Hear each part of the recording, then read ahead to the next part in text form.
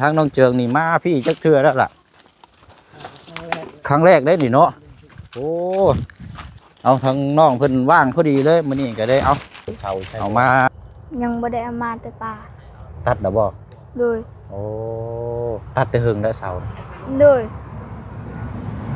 จะไปตัดซั่นบ่เลยตัดไว้อยู่ในป่าแต่ยังบ่ทันได้แก้มาเลยก็เลยอันเสาสิมาปลุกนี่ในเรือนนี่เนาะเลยมันเป็นพวกไม้เส้นไม้หยังอันนี้ได้สละของเจ้าบ่ปลูกข้างหลังเลยแต่สาวเฮาให้เฮาเลยตัวนั้นโอ้น่าสาวให้เด้อบ่เลยโอ้คักแล้ว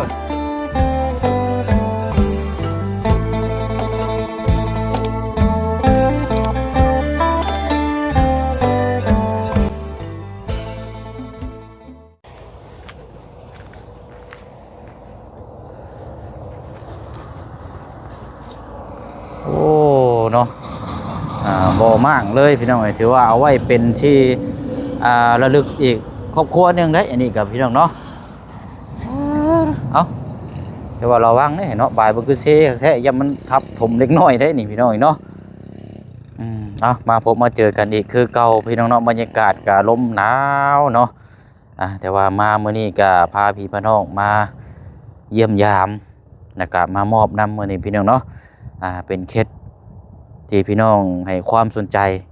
ก่อนหน้าเนาะพี่น้องเนาะแต่ว่าก็มีเรื่องราวหลายสิ่งหลายอย่างที่มันปรับเปลี่ยนแปรผันเนาะพี่น้องเนาะก็นี่แหละพี่น้องเอ้ยเป็นเคสของทางน้องออยเนาะน้องออยที่ทางทีมงานได้สมทบซื้อที่ดินที่ทางให้ไปก่อนหน้าเนาะพี่น้องเนาะแล้วก็หลังจากนั้นก็เงียบเงามาเลยเนาะพี่น้องเนาะมื้อนี้ก็เอาถือว่าเป็นอีกกำลังใจหนึ่งทางพอน้องเปียวเนาะมีเครื่องของจะมามอบให้ทางน้องออยเนาะพี่น้องเนาะกับทักทายสบายดีและสวัสดีพ่อแม่พี่น้องเบิดสุขสุคนเด้อพี่น้องเนาะมาพบมาเจอกันอีกคือเก่าคือเดิมเอากับบรรยากาศมันลมหนาวเนาะพี่น้องเนาะดูแลสุขภาพนี่เด้อพี่น้องเด้อเนาะไปใส่มาใส่กับพี่น้อยน้ำมูกไหลไข้ย่อยและพี่น้องเนาะดูแลสุขภาพน้ำกันเนาะพี่น้องเนาะเอาเดี๋ยวเข้าไปพูดไปคุยน้ำกันเนาะพี่น้องทางน้องออยว่าได้มาหาทางน้องเพิ่นนานแล้วพี่น้องเนาะเดี๋ยวจังมาเอาเครื่องของอยู่ในรถบ่เชียงเด้อพี่น้องเนาะอันนี้ก็ทางพอคำละเนาะอยู่ทางต่างประเทศพี่น้องเนาะก็ได้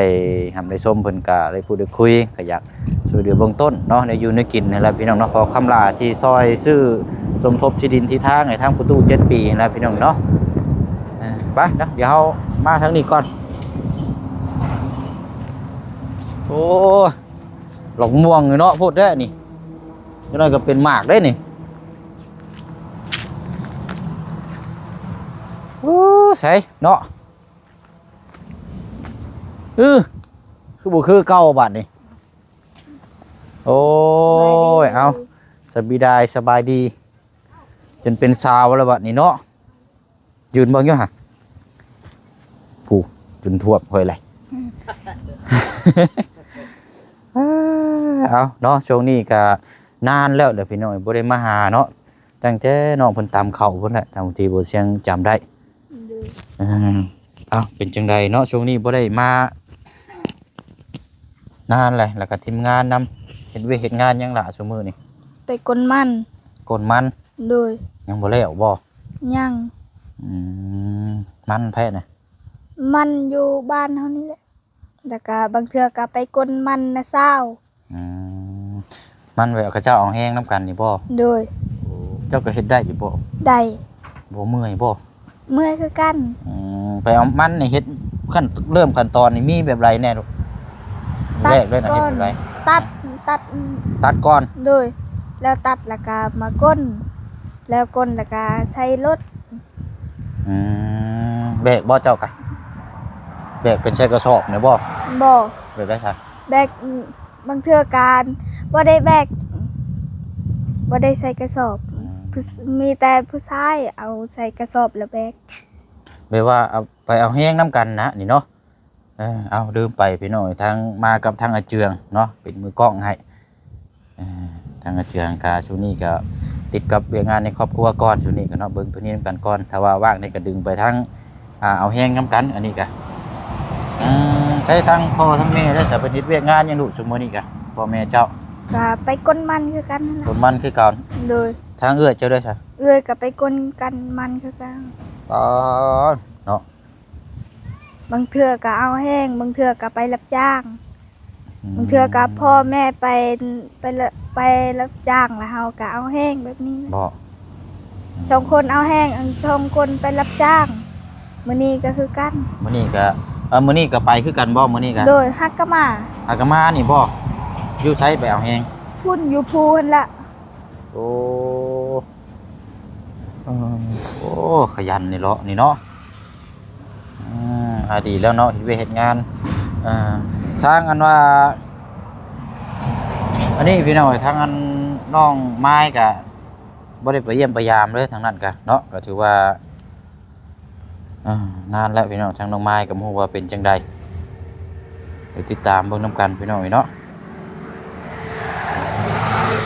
ซุมนาบ่าวบ่ได้เข้ามาหาซี่นานี่คิดฮอดอยู่บ่ คิดฮอด เป็นนี่ได้คือคิดฮอดเนาะ คิดฮอดบ่ได้เฮ็ดดน กินฮอดบ่หรือว่าสั่ง คิดฮอด สั่งกับกินฮอดนี่เจ้าว่าอันใดดีกว่า คิดฮอด กินฮอดกันสั่งเด้ สั่งบ่ ว้าวบ่ โดย เนาะเอาหากันมาฮอดแต่บัดนี้นึ่งข้าวนึ่งน้ำนะบ่เฮ็ดอยู่เฮ็ดกินแล้ว ยังตอนแรกหนึงเขา ตอนแรงบ่ โดย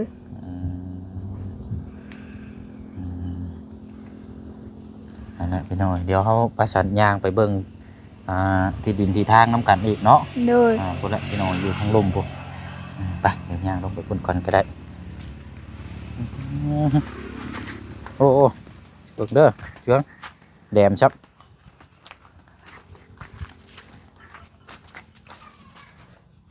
เพื่อนหลังนี้ก็บ่มีไผมานอนเด้อนี่เนาะ โดย ปล่อยโล่งเด้อบ่หลังนี้น่ะ บ่ ฮะ บ่ฮู้แล้วเจ้าของยังบ่ได้เจ้าของยังบ่ได้มา บ่มาใกล้เลยเนาะ อืม รุดเด้อบ่มีแต่ขี้ไก่เต็มอยู่ เต็มอยู่โอ้เอานี่แหละพี่น้องเนาะที่ดินถือว่าจักกว้างยาวเท่าไรเกาะนี่ลืมละ 14คูณ14 14คูณ14เนาะ โดย ก็ปรับแล้วนี่ของปลูกของพังเนาะผมเป็นค่าเป็นตะไคร้เป็นปลูกชายริมผมเนาะติดเบิดเลยโอ้เอาก็ถือแต่ว่าปลูกเฮือนกับซียูในประมาณ4คูณ6นี่ก็ได้เนาะแต่ว่าทางครอบครัวเพิ่นบัดหลายคนพี่น้องเนาะเอาวันนี้ก็ติดตามเบิ่งน้ำกันอีกเนาะอาจจะมาช้าหรือว่ามาเร็วก็แล้วแต่ทางน้องเพิ่นอันนี้พี่น้องเนาะแล้วแต่บุญวาสนาแล้วก็มันขึ้นอยู่กับทางทีมงานเฮาแน่เนาะถ้าทีมงานเฮาบ่เข้ามาแล้วก็มันก็ภัยกับบ่ลุกเลยพี่น้องเนาะคนสิเว้ากันคือเฮาเว้าคือเฮาว่านะพี่น้องทุกสิ่งทุกอย่างก็ขึ้นอยู่กับตัวเฮาเองเหมือนกัน โดย ก็แต่ดีนี่แหละเบิ่งแยงมีแต่สิเอาลักอันหยังก็มาพังลักอันนี้เฮ็ดเตะตะก้อแล้วอยู่นี่เนาะใส่อยู่นี่แหละนี่เดินงามครับ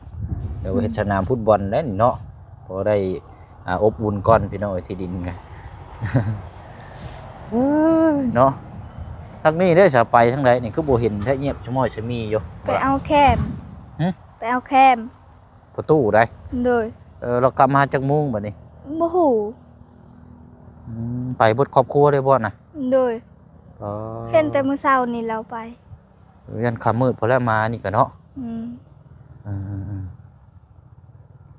ค่ำมืดพอแล้วมานี่ก็พี่น้อง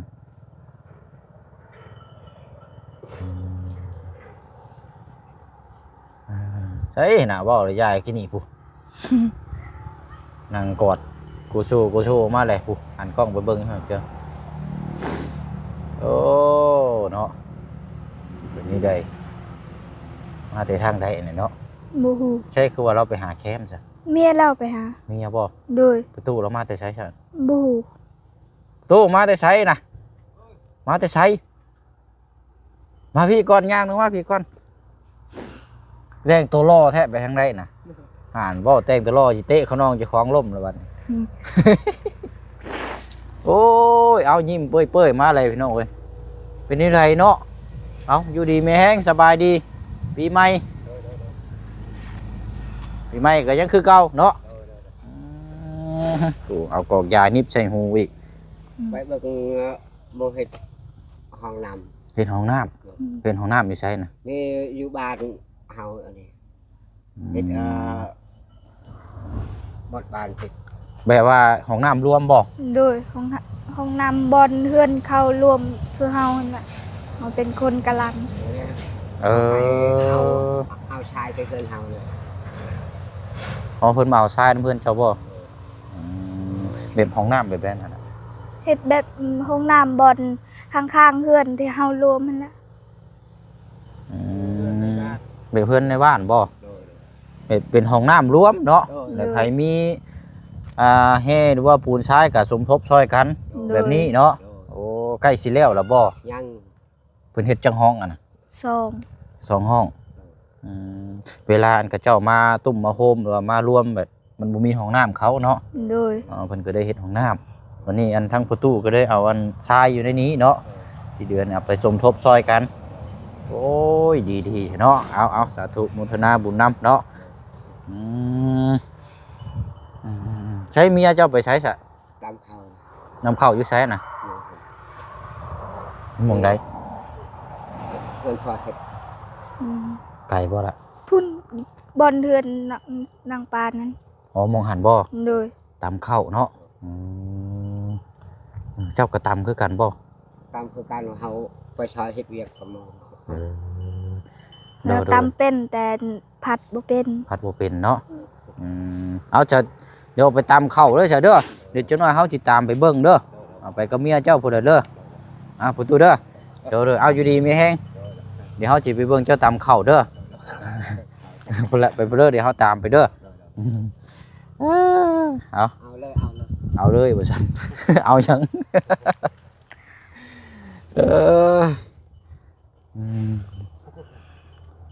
ทางน้องๆทางกันนี่ก็บ่ได้เจ็บบ่ได้ไข้บ่ล่ะอยู่ดีมีแฮงเบิดอยู่บ่ครอบครัว โดย มืดบ่ล่ะเจืออย่าว่าไปมุนมาซิก็ได้คันว่านั่นลองมุนมาซิมันได้อยู่บ่อย่ามันอยากสะท้อนแน่นะพี่น้องเนาะลมหนาวเย็นจ้อยๆนี่อันแถวนี้เนี่ยเขาเจ้านี่ขุดบ่แล้วมันแถวนี้เนาะ โดยเขากลมันแล้ว คนแล้วก็ปลูกไม้เนาะ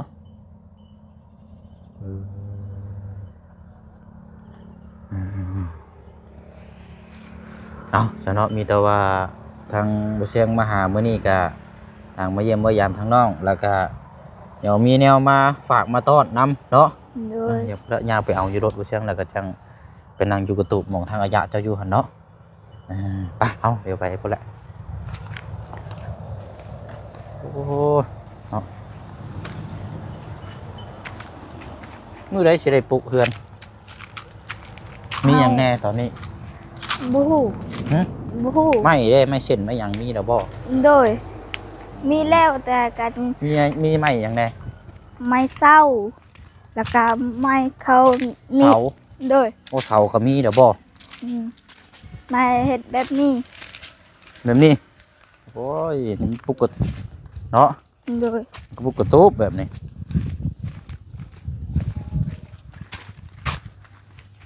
เอา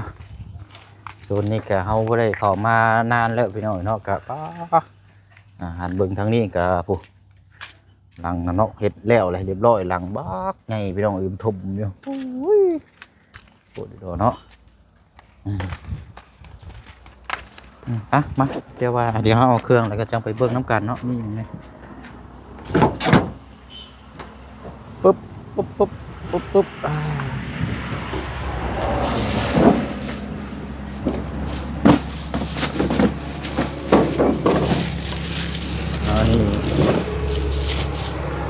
นี่แหละนั่นอยู่ในกิน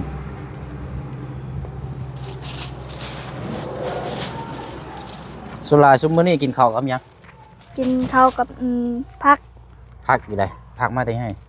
บ่ผักมาแต่สวนผักกาด ปลูกผักบ่ โดย ปลูกอยู่ไสน่ะ พุ่นอยู่นำหั่นล่ะ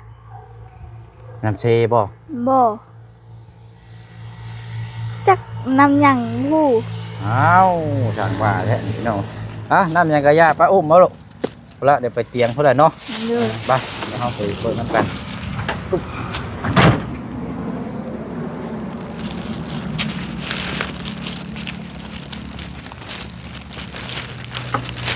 ได้ดูได้บ่สอดเอาแล้วอ่ะเดี๋ยวอ้ายจับก่อนก็ได้เอา สบายดีเด้อ ทางน้องเจืองพี่น้องเอ้ยเนาะว้ายทางน้องเจืองนี่มาพี่จักเทื่อแล้วล่ะครั้งแรกได้นี่เนาะโอ้เอาทางน้องเพิ่นว่างพอดีเลยมื้อนี้ก็ได้เอามาจับเป็นมือกล้องให้นะพี่น้องเอ้ยต่างเที่ยวมาอย่างนำเอาโอเคเอาเดี๋ยวนั่งนี่แหละเนาะโอ้ผิงไผเลยทั้งน่ะโอ้ดีล้อไอ้เนาะเบิ่งหาย่างไปเบิ่งก่อนจังหน่อยก่อน เยอะ ก็กองไผ่นี่ก็คักอยู่ได้เนาะอากาศก็หนาวโดยเอาอยู่ดีไม่แห้งสบายดีเนาะทางน้องย้อยไม่ตู้คือตุ้ยกว่าเก่าแท้เดี๋ยวนี้คืองามกว่าเก่า ดีๆเลยเศร้าๆเลยเป็น เนาะเช้าไอแล้วบ่ เศร้าแล้วมันเศร้าก็ บ่ ธรรมดาทำนี่แล้ว ยาโตแน่ขอบใจโตแน่ เช้าได้บ่ เศร้าย้อนเลยยา ยาเจ้า เอาเสียงกันแล้วไอ้ วันหน้ารู้สึกว่าหน้าสิเบ่งๆเนาะ ธรรมดาอยู่กับทำนั้นแหละได้กินเขา กินแซ่บอุ่นๆกะ ข้าวกินน้ำแซ่บอยู่ดีไม่แห้งเด้อตุ้ยเนาะเอา อากาศมันนี่กับว่าสบายปานได้ก็คือเราแหละคนเท่าเนี้ยคนโซเนี้ยก็ธรรมดาเลยเห็นได้ เนาะ จะเป็นนะ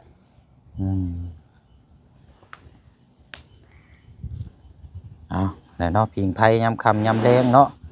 บ่ได้อันนี้บ่ได้มานานแล้วกันแต่ว่าช่วงนี้ก็ต่างคนต่างเฮ็ดเวียกเนาะเอาโอเคเนาะพิงไผ่มาต่อทางนี้ก้อนบาทนี่โอ้เอาละสักเพิ่นเอาเบิ่งอยู่เฮาวันนี้แกะมาเบิ่งมีหยังนั่นล่ะแกะเรียงๆเบิ่งอยู่นี่แม่นหยังไข่เนาะไข่เอาเลี้ยงกันนี่แหละเลี้ยงข้างหน้ามาเลี้ยงนี่ก็ได้เบิ่งน้ำกันแกงหน่อไม้เนาะสุดลายกันเนาะแต่ว่าช่วงนี้บ่ได้มีละเบิ่ง ช่วงนี้น้ำไม้มด ไม้บ่มีบ่ โดยคนแล้ว บ่ได้หาแนวขายบ่ช่วงนี้ บ่ เอาถุงบักใหญ่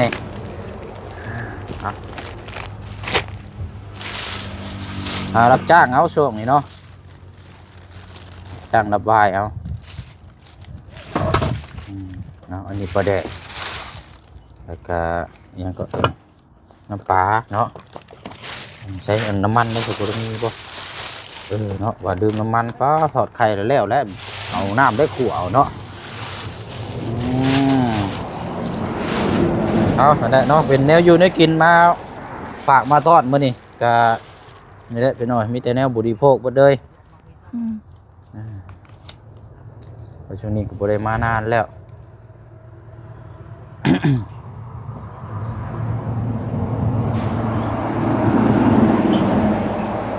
นี่เราอยู่นี่ราคาอันนี้เนาะราคาติดเป็นนัวถุง35,000กีบนี่พี่น้องถุงขนาดกลางถุง500มิลลิกรัมตรงปลานี่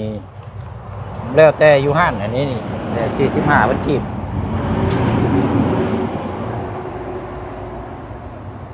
บ่สิเฮ็ดเฮือนก็ได้แต่ไม้เนาะใช้เสา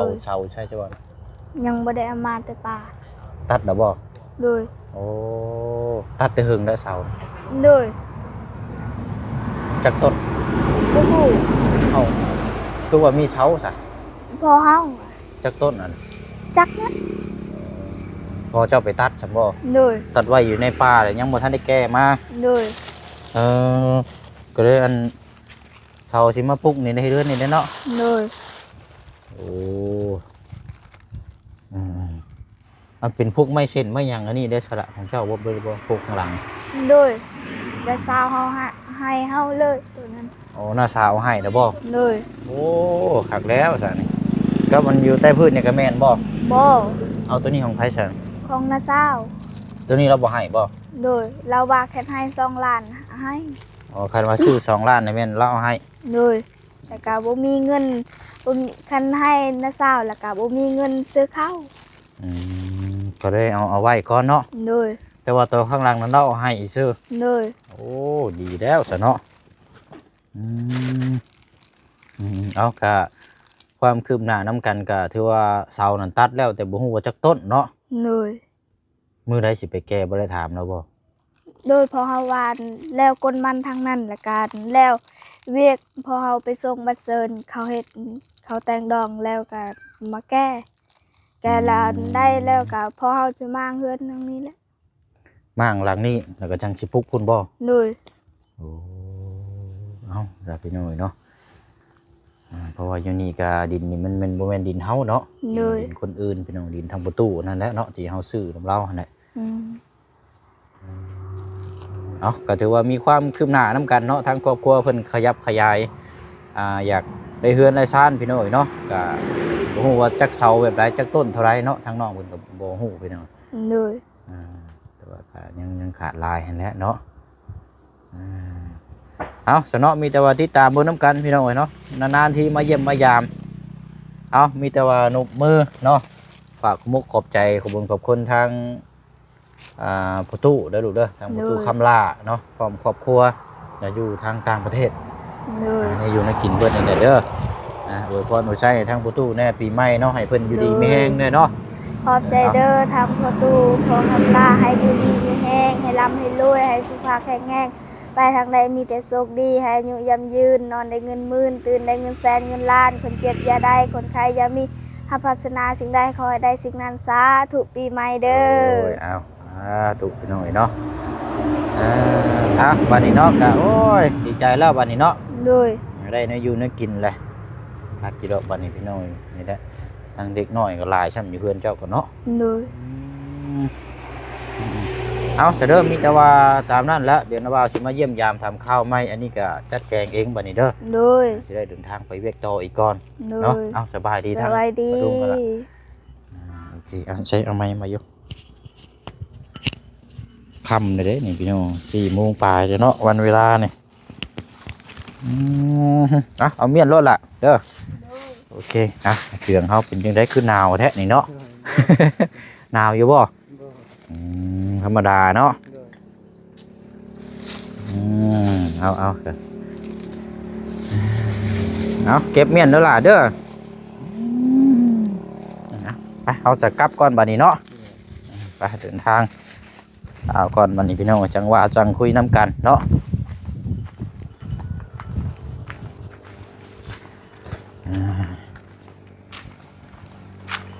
เป็นยังมาแบบคือว่าหิวเข่าได้เจืองได้บัดนี่ ข้าวเศร้ากินข้าวเที่ยงยังบ่ทันได้กินซ้ำพี่น้องเนาะไปอะไรพี่น้องเนาะก็มาเยี่ยมมายามทำข้าวกับเรื่องราวสำหรับทั้งครอบครัวของทั้งน้องออยกับตัวนี้ก็ถือว่าไปตัดไม้ตัดอย่างมาเรื่องเสาเรื่องบ้านเฮือนซ่านได้พี่น้องเนาะตามที่ทางน้องเพิ่นกล่าวถึงมาเนาะมีโอกาสวันเวลาดีๆเดี๋ยวมาเยี่ยมมายามทำข้าวใหม่น้ำกันอีกเนาะมื้อนี้ก็ขอมกขอบใจขอบบุญขอบคุณสาธุอนุโมทนาบุญกับทั้งพ่อคำลาหลายๆเด้อเนาะพร้อมครอบครัวเนาะอาจจะในก็คอยทั้งพ่อและกับแม่เนาะอยู่ทางต่างประเทศจงมีแต่สุขภาพร่างกายแข็งแรงเด้อเนาะขอให้โรคภัย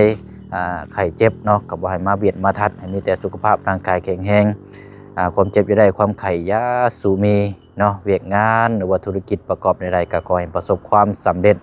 รุ่งเรืองตลอดปีและตลอดไปเนาะพร้อมทางพ่อแม่พี่น้อง FC เฮานำกันบดสุขุสุคนเด้อพี่น้องเด้อเนาะลาไปก่อนพบเจอกันในคลิปหน้าคลิปนี้บ๊ายบายเด้อพี่น้องเด้อเนาะสบายดีไปแล้วพี่น้องเนาะ